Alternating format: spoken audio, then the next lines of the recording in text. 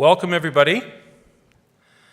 We have what we're confident will be a very special afternoon for all of you, culmination of a long process that a number of us have contributed to, and many recently on the journey, particularly our contestants for the Frank Arnott Award and our judges. And the way we're structuring this is we'll have a couple of short presentations by myself. My name is Ken Witherly, Condor Consulting in Denver.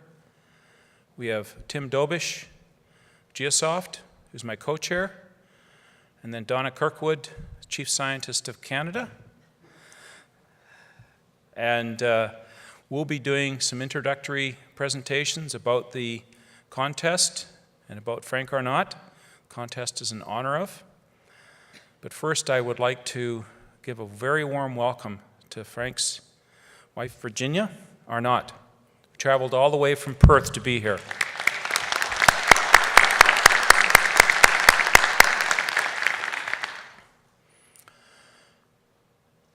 We thank Geosoft for the great first slide. So, I'm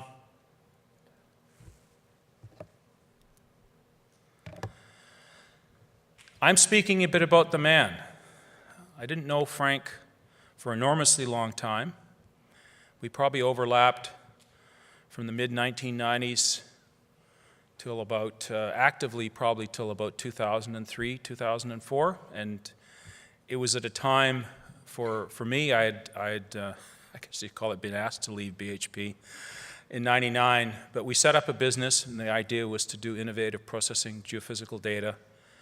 And Frank clearly had a vision in that area. He had started his efforts with Rio Tinto in 1990. Prior to that, he had spent 10 years with Stockdale, De Beers' arm in Australia, although my understanding is he had a large involvement with geophysics with De Beers around the world. Had some firsts, like the first magnetic gradiometer they built. Prior to joining Stockdale, I'm winding the clock backwards. You see, it's actually become, from when I now know him, it's easier to go back to the beginning because I wasn't there. So he worked at WITS after graduating with a master's degree in earth sciences. And looking at that, not that I was there at the time, but he had an extremely broad education, not in mining so much, but in things like crustal studies, seismics, rock properties, rock bursts. For even then, South Africa had a lot of deep mines and very, very important issues. And I think from the impressionable time that when Frank started in the business, that gave him a background of things and an awareness of there's more than just finding ore bodies. There's the whole world that makes up the ore bodies. And I think people with a focus on the kimberlites too have an appreciation far greater than I ever was instilled as somebody looking for porphyry coppers or VMS. Kimberlites started long ago, very deep, and to me, it's the Middle Earth story. It's really legend how diamonds are formed. So Frank was exposed to that, and I think it definitely rubbed off in his later years. He wanted to get information together. He started building a platform using a product called AVS while with Rio Tinto.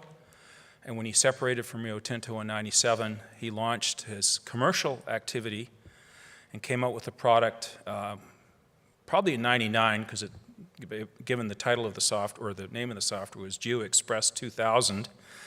And we were an agent for them in North America for Frank, and he hired some other very clever people, one of who participated as a judge in the contest. He isn't able to be here today, but he was a young geologist that Frank hired. A geologist being hired by a geophysicist, that's great.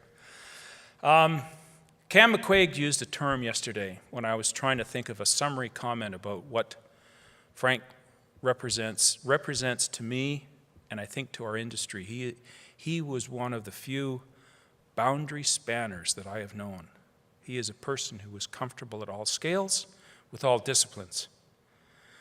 And he felt that through the paradigm of advanced graphics, he could bring information together to share with everybody who was a constituency in the problem. and he did great things, and he was taken far too soon. But we're here to honor him today. So I'm going to let Tim talk to you about the actual contest which we set up to honor Frank.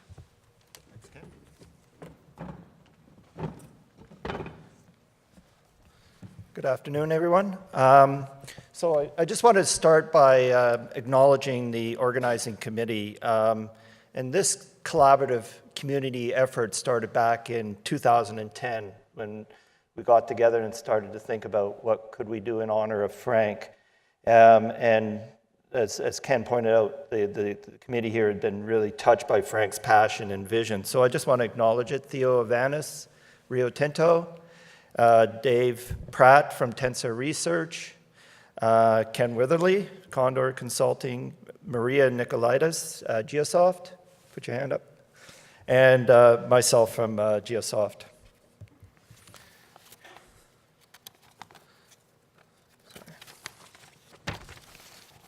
So the Frank Arnott Award Challenge was open to both industry and academia alike, with the goal of highlighting innovation and in visualization and data integration. And these were two areas that Frank was very passionate about. And there were two classes of entrants, and you're going to be hearing from the top two from each of the classes, the experience, so for postgraduates with greater than 5 years of industry experience, and the apprentice for undergraduates through to graduates with less than 5 years of industry experience. As collaboration in data integration is a key theme, team entries were preferred with a mix of geophysics, geology, and geochemistry. So we put together 5 world-class exploration data sets, the Yukon Plateau, the Quesnel Trough, Kavitsa, Broken Hill, and the Gawler Craton. So 2 in Australia, 2 in Canada, and 1 in Finland. And they were comprehensive data sets, and later on I'll acknowledge the data sponsors for their support in putting these data sets together. I'd like to, at this point, thank our 4 judges, and 2 of them are in the room, Dr. Bill Morris and Dr. Donna Kirkwood, so thank you. So the other 2 were Joel Holliday and Steve Hunt. Joel's with Randgold and Steve's with Rio Tinto. So the judges got together, they had to evaluate the submissions, and the criteria was innovation in data integration and visualization. And visualization could include existing or new methodologies. Data integration should focus on the disparate geoscience methods and disciplines. The second point was how your approach would improve exploration outcomes.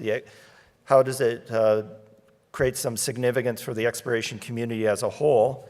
Impacts or benefits on workflow and productivity with global exploration significance, and demonstrate how you collaborated and how your work improved collaboration. So as you see the 4 finalists here, just note that the sequence of today's 4 finalist presentation does not reflect the presentation award status, and that'll be announced at the gala tonight. So